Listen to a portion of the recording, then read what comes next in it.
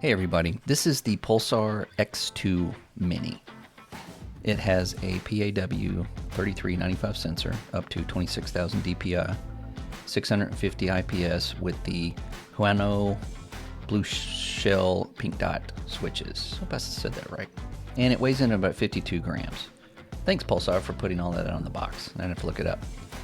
And as far as the box, let's take a look at what's in it. Obviously the mouse went there. And then you take this out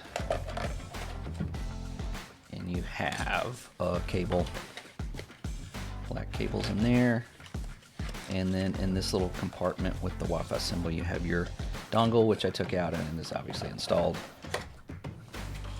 And you also get, now I usually chunk the instruction manual in the garbage as soon as I get it, but this looked important. This little, so I took it out. And this manual's actually nice. Open this up. It's got a starter guide. It tells you what's in it, where it goes. It's got all what the buttons do. Gives you a rundown. This is a nice manual. 2-year warranty. Need any help? Yes. Probably not about this, but you also get what is, I can only assume, is a trading card, or I don't know. It's just a rundown of the mouse itself. I guess it's something you can take at work and go, check it out, yo. Or you just put it in your wallet next to the picture of your kids. I don't know. But that's interesting. These guys like mice. I can just tell by, what you get with this stuff. And you also get, where'd it go? Oh, a sticker.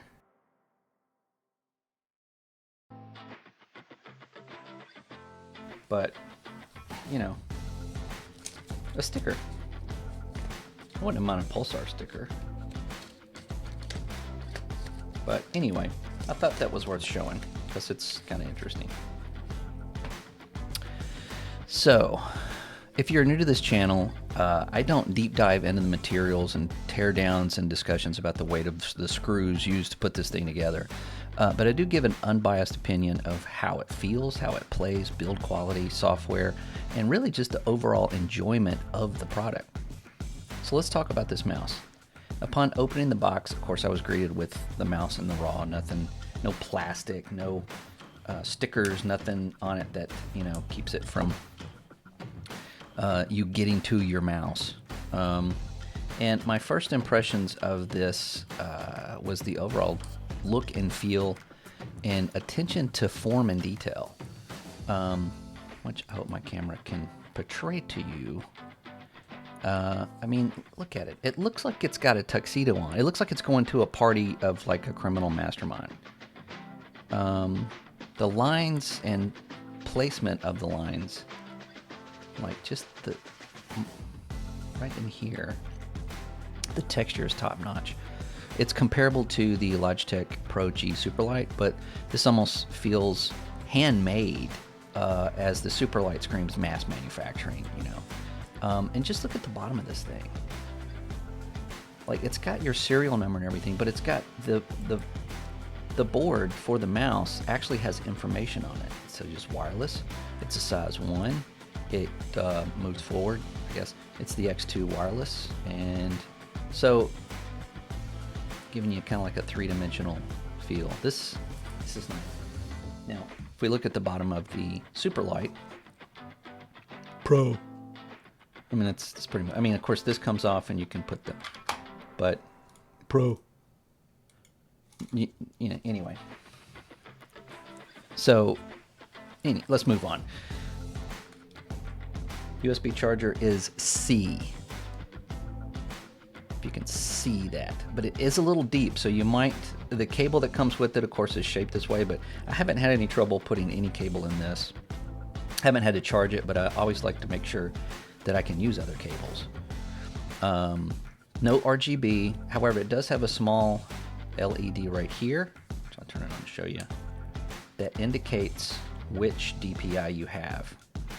And then, speaking of DPI, here's your DPI switch and your power switch. And I'll show you, it's very flush. I like that. It's a good solid button. And the switch feels good too. You hear that click? I like that. It just makes it feel good. Yeah, very minimal. And it just looks, to me, and I don't ever really use this term, but it looks like it's like for a professional gamer. You know, I'm I'm not a fan of like going to Target and seeing, you know, something that says for the pros, and it's actually just, you know, hot garbage that they wouldn't touch with a 10-foot pole. This actually looks like, you know, something that somebody would go, get me a Pulsar X2 Mini now. You know, I mean, I don't know. I don't know how pros work in that capacity, but anyway, side buttons are small, but they're tight. Listen, they're really nice. When you press them, they don't go in. They're very snappy. I would like them to be a little larger, but obviously because of the size of the mouse, they're, you know, appropriate.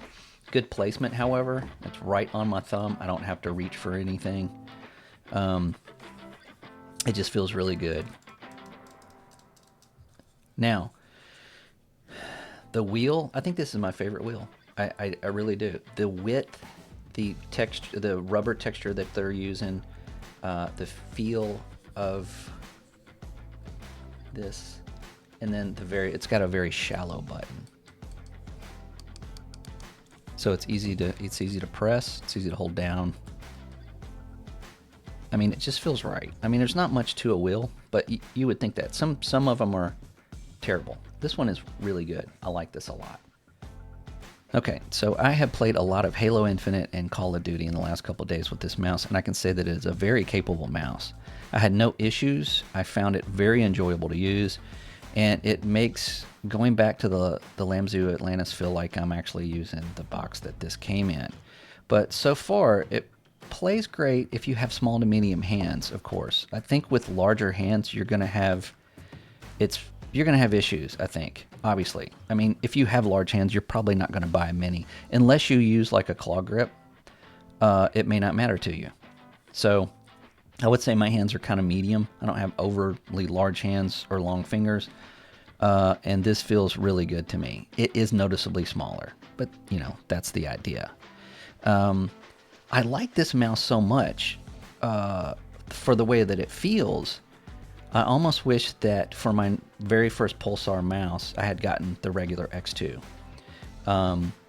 But after getting this on Amazon, which I'll leave a link below, I did go back to Pulsar's website, and they don't have any. They've been sold out. And apparently, according to Reddit, it's kind of like a crapshoot. You just kind of have to, get them on the right day to actually order one. So let's look at a couple of comparisons to this mouse. Okay, we have an assortment of mice, a couple of them that I have already talked about. And so let's start with the older brother, the Logitech Pro G Superlight. And as you can see, these are similar in the way that they look. I suspect that this will look more like this after I've used it for a little while. See how it's a little bit more shinier? But the wheel is obviously taking hints from the Pro Superlight, and the way that the buttons kind of where they match. So it is similar. It's just not the right. It's not the same shape. Thank goodness. I would not want this. I mean, even if a smaller version of this, I don't think I would like it. I'm not a fan of this mouse. There's just too much mouse in the back of this. I don't understand it. But that's just me. That's my preference. So also we were talking about the Lamzu Atlantis. Kind of a similar shaped mouse, although just because of its size, it's hard to say that it's, the same shape. This has more of a broader back to it, but that may just be because it is a regular and not a mini. The Lam Zoom Mini, when I got this, everybody said, well, why didn't you get the mini? And I'm like, I don't know. I kind of wish I had and gotten the regular Pulsar, but regardless, this is the size difference, as you can see. It doesn't look like much, but when you feel it, man, it's like, it's huge. I still love this mouse. It just feels good. This feels good too. Okay, so let's get these guys out of the way. The next one is the Razik. I think this is the, what is this thing? I did a review of it and I can never remember what it was because it's just a bunch of letters put together. The SYWW8. And this is, I think I found this was like a Zowie knockoff, but very similar texture and feel. And they're similar in shape if you look at them. It's just this one's just a little, taller and bulkier. And the size is not that much different. So I like this mouse, $40. Anyway. All right. And of course, this is the HyperX Haste 2 wireless. Not the same kind of mouse, but I always like to throw this in because this is just a good mouse. Size comparison and shape comparison. Okay, cool. I'll talk to you later. Get that done. Okay. And then, of course, this is the Razer Mini as another mini. But honestly, if you look at these are kind of similar. Similar in shape and size. This has more of a butt than this does. This has more of an overarching feel to it right there. But honestly, even though they're similar in size, this feels way different than this one does. This one is obviously flatter, and this one's just kind of like a C shape. Not a bad thing, but definitely a preference. I think it's kind of like if you prefer this, you may not like this one because of that scoop down angle like that, right? This one's just kind of like, I mean, it's a Viper. It's that shape. So, but I thought I'd put that in because they are obviously two minis. And after playing this one doesn't feel so mini anymore. It feels a little micro. All right. Let's take a look at the software. Okay, so this is the software, and as you bring it up, you click on your mouse. And this is pretty basic stuff right here. Obviously, you can change these to whatever you want. And then you also have this motion sync, which I think it has a delay that helps you actually aim a little bit better. I have to say I had no problem aiming with this whatsoever. So that may be a thing. I didn't try this with it off. I may do a little testing with that. But sometimes when you get into this minute thing, like with the switches, the right and left, the pink dots, I understand that they have like a delay of like 0.000004 milliseconds or something like that. I don't notice those things. I mean, those don't register to me, probably because I'm not a professional gamer, and if you're watching this, you're probably not one either. Again, I don't have any problems with them. So that may be something that picks up the slack. I don't know. But it's not something I typically see in this software. Debounce time, I set it to 4. Default is 6. Auto sleep, you have a minute, that kind of thing. Your normal profile, 1, 2, 3, 4, and then import, export, you can restore it, that kind of thing. I kind of like this setup better than most mice. This makes sense to you if you do anything in Windows. Import, export, restore. I mean, they use some really different verbiage in the other softwares. Okay, then you go to performance, and there's your DPI switcher. And of course, you can make it any, change the color of the LED if you want. Which I'm gonna make that red now that I'm looking at it, or a reddish color, because there's too many blues there. And then of course you have stages. I'm just gonna have 3. I like to set one at 26,000 just to see if I can play at it sometimes, and I can't. Polling rate, obviously, it's 1,000. Liftoff is 1 millimeter. I think it's usually 2. or you can set it to angles. That's default is 1 millimeter. Haven't had any issues, so I'm just leaving it where it is. Mouse sensitivity also improved pointer precision was off by default. Thank goodness. This is all default right here. Feels good. I got it on 1600. Feels great. Brightness and speed obviously are for your DPI, the LED that's on the mouse itself. And then macro. Macro is macro. You come in here and you set your macros for, whatever you want.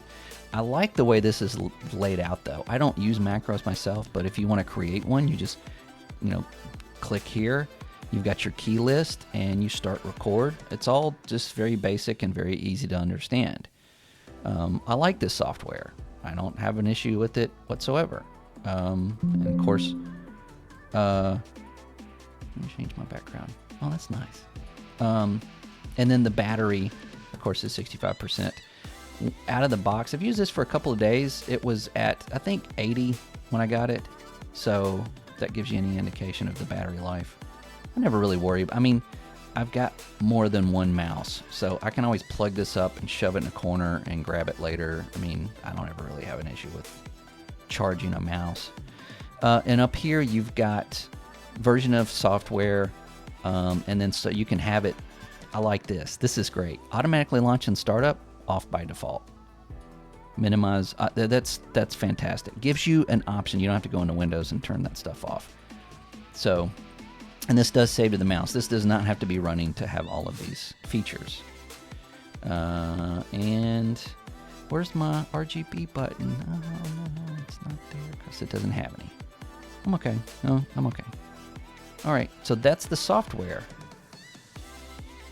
Okay, so after shooting all of that and doing the software and everything, I stopped what I was doing, and I wanted to spend an extra couple of days with this mouse because I wanted to make sure that I was giving you a good review. So I decided to just kind of do a little bit of everything with it. I did all the editing with this mouse. I did a lot of Word documents. I did all of my work with it, and I did, of course, video editing, and also played an awful lot of Baldur's Gate 3 and Path of Exiles, which is not a first-person shooter and not competitive in any way, really, just to kind of put it through its paces. And I can still say that this thing is just super comfortable, and I'm finding it hard to get it off my desk. So, yeah, even though the switches are not my favorite, it's still a really good mouse to feel and use for pretty much just about anything. And also, I wanted to try just a different background or backdrop, or what do you think? The blue, the yellow? Let me know down below. Can you see this a little better or a little worse? I don't know. I can see it fine. I'm in front of it. All right, but anyway, let me know. Please subscribe, like, all that good stuff. I'm doing some other stuff. I'm doing a playthrough, and I have another mouse on the way that's going to take a minute to get here, and I'm going to, of course, put that through the paces, and then we'll go from there. So otherwise, keep playing. Have a great day. Later.